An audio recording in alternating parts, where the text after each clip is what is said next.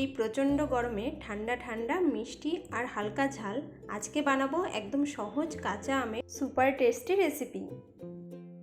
নমস্কার বন্ধুরা, এই কাঁচা আম দিয়ে আজ আমি এমন একটা রেসিপি বানাতে যাচ্ছি যেটা দেখলে সবার জিভে জল চলে আসবে।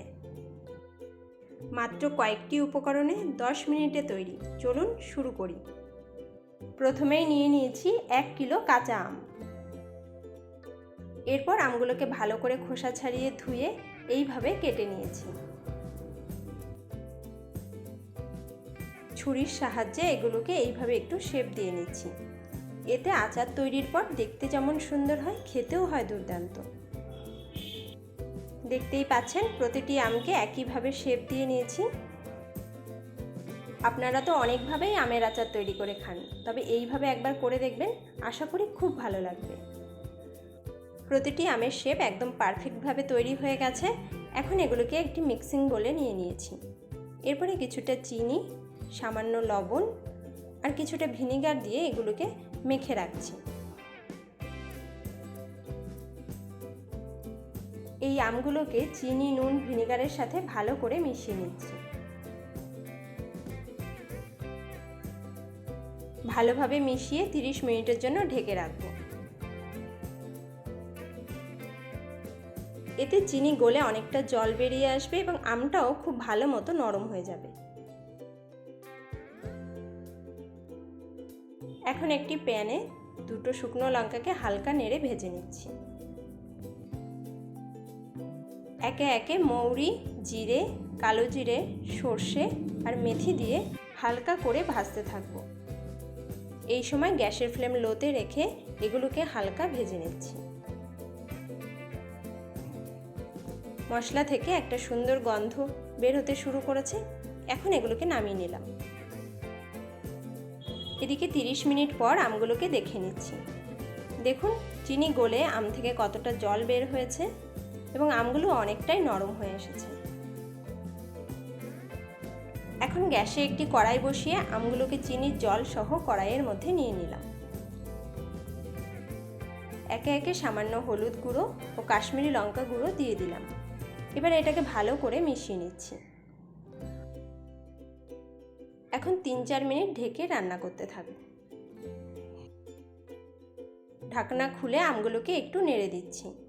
খুব বেশি জোরে নাড়া যাবে না, হালকা হাতে এইভাবে নেড়ে দিতে হবে। গ্যাসের ফ্লেম মিডিয়ামে রেখে খুব আলতো করে মাঝে মাঝে নেড়ে দিতে হবে।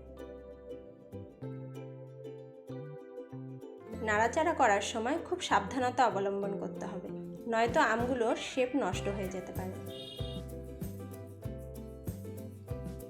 এই পর্যায়ে অ্যাড করছি প্রথমে ভেজে রাখা গুঁড়ো মশলা। খুব সাবধানে ভাজা গুঁড়ো মশলার সাথে আমগুলোকে মিশিয়ে নিতে হবে। এরপরে কড়াই ধরে এইভাবে একটু নাড়িয়ে দিচ্ছি।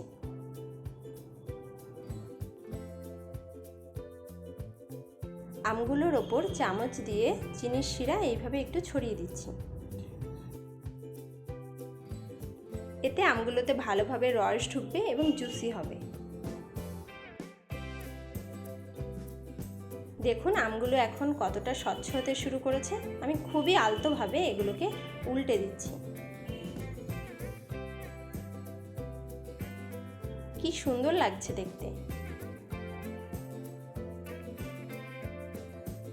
আবার একটু কড়াই ধরে নাড়িয়ে দিচ্ছি। এখন চিনির রস অনেকটাই ঘন হয়ে এসেছে আর আমাদের রেসিপিও প্রায় রেডি। এবার গ্যাস অফ করে ঘন্টা 2 রেস্টে রেখে দিয়েছি।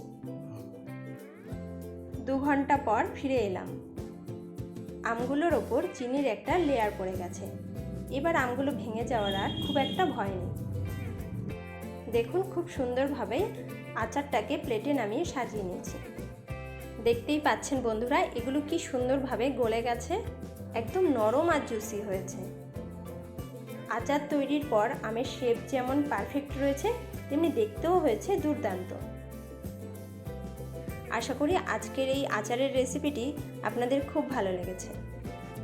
এমন মজার মজার রেসিপির ভিডিও পেতে অবশ্যই আমার চ্যানেলটি লাইক করে সাবস্ক্রাইব করে নেবেন।